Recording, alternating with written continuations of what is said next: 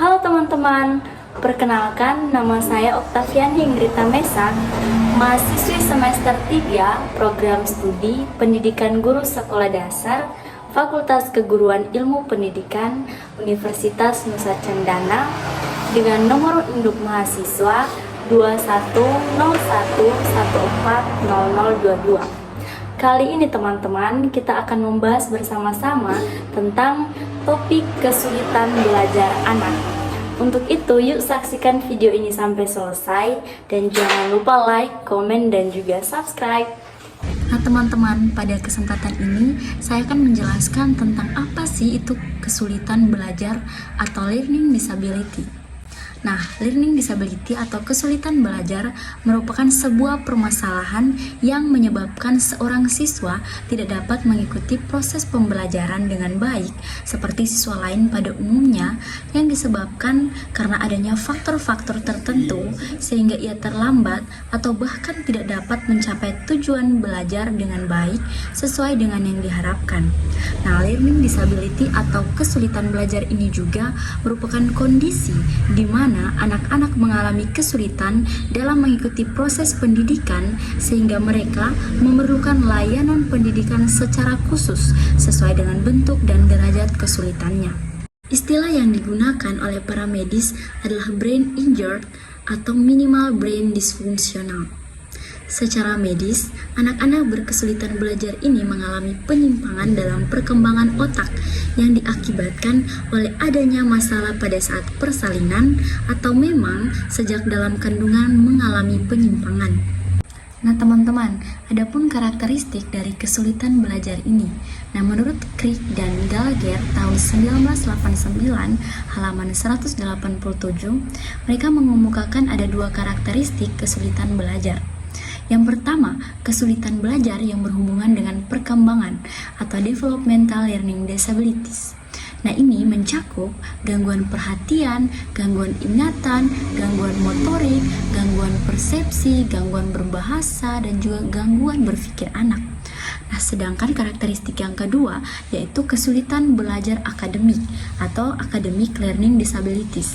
Nah, ini mencakup kesulitan belajar membaca, kesulitan belajar menulis, kesulitan belajar berhitung atau matematika. Nah, sekarang kita akan membahas tentang apa sih faktor penyebab dari kesulitan belajar.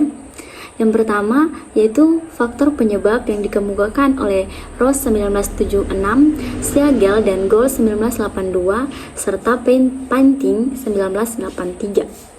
Nah, dari mereka mengemukakan ada 4 faktor penyebab kesulitan belajar. Nah, faktor yang pertama yaitu cedera otak pada masa perkembangan anak. Nah, yang kedua yaitu ketidakseimbangan zat-zat kimiawi di dalam otak. Nah, yang ketiga adalah gangguan perkembangan saraf.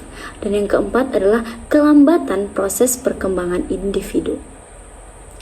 Faktor penyebab kesulitan belajar yang kedua yaitu dikemukakan oleh Hallahan dan Kaufman tahun 1991 halaman 127 sampai 128. Nah, ada 3 faktor. Yang pertama, faktor organis atau biologis, di mana banyak ahli yang meyakini bahwa timbulnya kesulitan belajar khususnya pada anak disebabkan oleh adanya disfungsi dari sistem saraf pusat.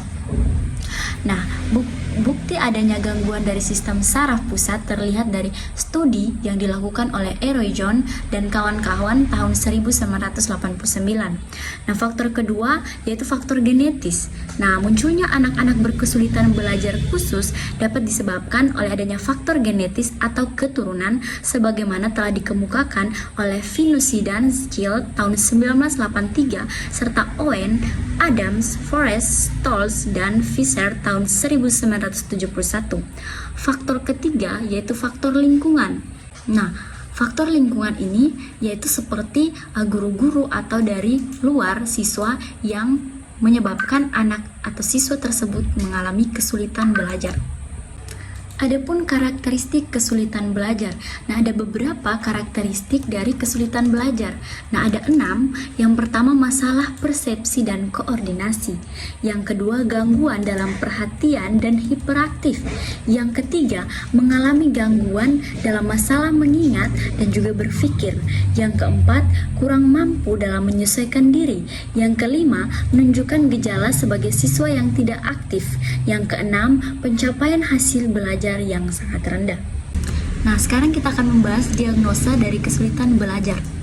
Diagnosa kesulitan belajar dapat dikatakan sebagai sebuah proses untuk melakukan identifikasi kesulitan belajar pada siswa dalam upaya menentukan sumber dan faktor penyebabnya. Tujuannya adalah membantu siswa mengatasi kesulitan belajar melalui berbagai alternatif pemecahannya atas dasar data atau informasi yang lengkap dan akurat yang telah terkumpul. Banyak langkah-langkah diagnosa atau diagnostik yang dapat ditempuh guru. Antara lain yang langkah pertama yaitu melakukan observasi kelas untuk melihat perilaku penyimpangan siswa ketika mengikuti pelajaran. Yang kedua, memeriksa penglihatan dan pendengaran siswa khususnya yang diduga mengalami kesulitan.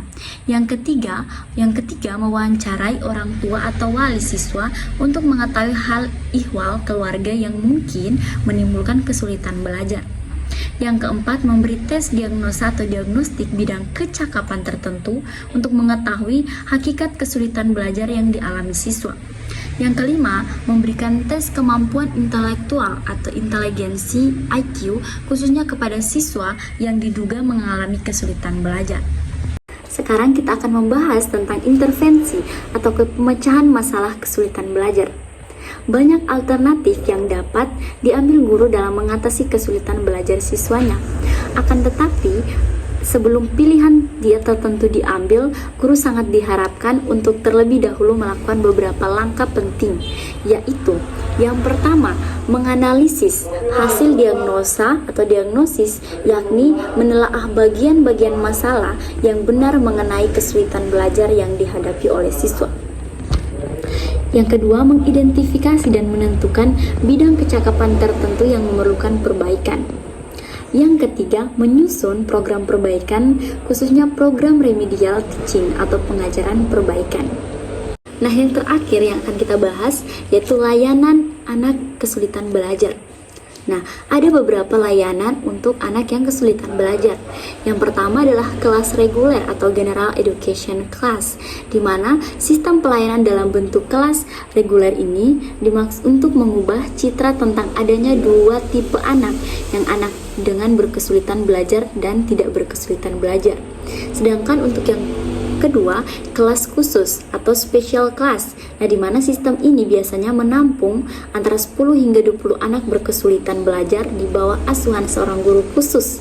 Nah, ada dua jenis kelas khusus yang biasa digunakan, yaitu yang pertama kelas khusus panjang sehari belajar dan kelas khusus untuk mata pelajaran tertentu atau kelas khusus sebagian waktu. Yang ketiga itu ruang sumber atau resource room. Nah, di mana aktivitas utama dalam ruang sumber ini umumnya berkonsentrasi pada upaya memperbaiki keterampilan dasar seperti membaca, menulis, dan juga berhitung. Nah, ruang sumber ini merupakan ruang yang disediakan oleh sekolah untuk memberikan pelayanan pendidikan khusus bagi anak-anak yang membutuhkan, terutama yang berkesulitan belajar. Sekian sedikit materi yang bisa saya bagikan kepada teman-teman. Semoga materi ini dapat bermanfaat dan terima kasih telah menonton video ini. Sampai jumpa di lain waktu.